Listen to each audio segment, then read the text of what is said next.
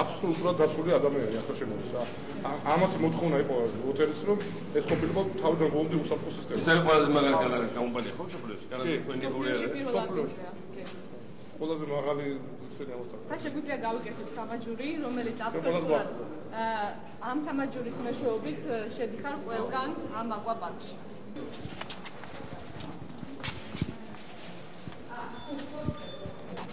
აბონა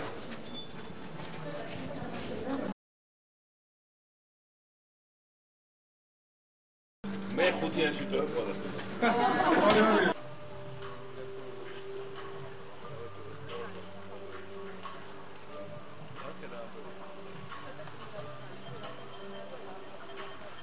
ყველაზე დიდი არის შავიზღვისპირეთში როგორც გვითხრეს კანადელებმა და გერმანელებმა, რომლებიც მუშაობდნენ ამ პროექტზე ასე.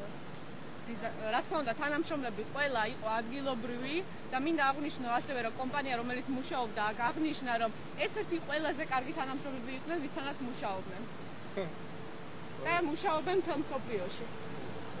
მარტო ის კი არა რომ ყველაზე დიდია, მარტო ესეთი კლიმატისა ზუსტად აი აკოპარკს რაც უნდა ის დაწესდეს და ამ დღეებში ბევრი კამათი იყო.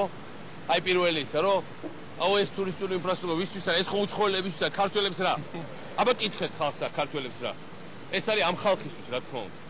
რა თქმა უნდა, ეს იყო ყველაზე გაუბედურებული, ყველაზე უპერსპექტივო, ყველაზე შეშინებული, იმიტომ რომ იყო შესაძინებელი ძალიან ტერორისტები შეიყვნენ ადგილი საქართველოში 10 წლეულის განმავლობაში, ხო? 10 წელიწადი მეტის განმავლობაში. და ეხლა 1 სასტუმრო, 2, 3, 4, მე-5 შენდება. იქით გაგზელებაზე. მერე რომ ლაზიკა შეიძლება იწყება, და დამშორებით ძირითადად ქართველები არიან ჯერ. მეორე ყველა პერსონალი ქართველია, ყველა სასტუმრო ადგილობრივი მოაშენეს. კაცი მარტო აქ იმუშავებს. აქ იმუშავებს უამრავი ხალხი. და გარშემო აი როგორც კი გაშენდა და გარშემო ქუჩები გაცოცხლა. ის ქუჩა საერთოდ იყო ხოლმე რაღაც საოცრება და ქუჩა გახდა რა, მაღაზიები, კაფეები, რაღაცეები. და ვიდახია რომ ისო გამოვიდა რაღაც პოლიტიკური ჯგუფები და მესტიაში გზა არ შეიძლებაო, იმიტომ რომ 16 საათი რო იყო თუ 15, ეს იყო თავარი სიამოვნება მესტიის, რომ თურმე გზამ დაანგრია მესტიაო. აეროპორტი შეურაცხყოფა სვანეთსო და როზი ხარ კომფორტულ კაბინეტში თბილისში. და კარგსჭამ კარგსო და მაღალი ხელფასი გაქვს. მაგარია ხომ შეელობა და ის ადამიანი 15 საათი რომ მიჩაკჩაკებდა იმ გზაზე უპერსპექტივო რო ქონდა ხაჩაყობა რო იყო კატასტროფა რო იყო. 100 კაცი იღუპებოდა ყოველ წელს. და თან ამ პოლიტიკური პლატფორმა აქვს რომ შენება არის ცუდი, განვითარება არის საშიში ჩვენი აუტენტურობისთვის, ეგრეთ წოდებული თუ გეგონება ჩვენი აუტენტურობა იყოს უგზოობა, გაუვალობა, შიმშილი, კრიმინალი და ესე შემდეგ. და ასევე იყო ზუსტად აქ, აი მესტია რაც იყო, ეს იყო ახაც.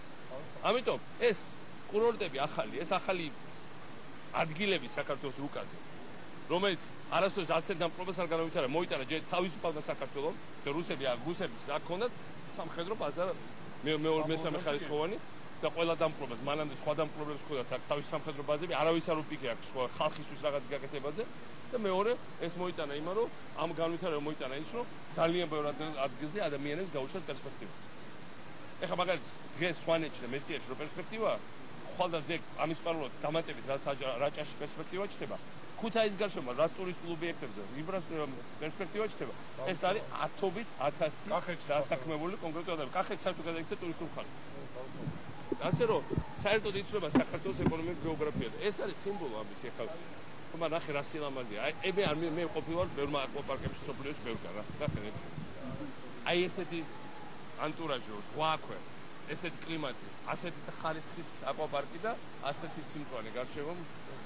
თვითონ ერთად ყველაზე ხარისხიანი პროდუქტი შევქმნით ამ ბაზარზე რა. მე დარწმუნებული ვარ, დღეს ყველაზე ხარისხიანი ასეთი ობიექტი ევროპაში არის სამეგრელოში. როგორც უნდა იყოს, ყველაზე ხარისხიანი ევროპა არის აქ. ეგრეა.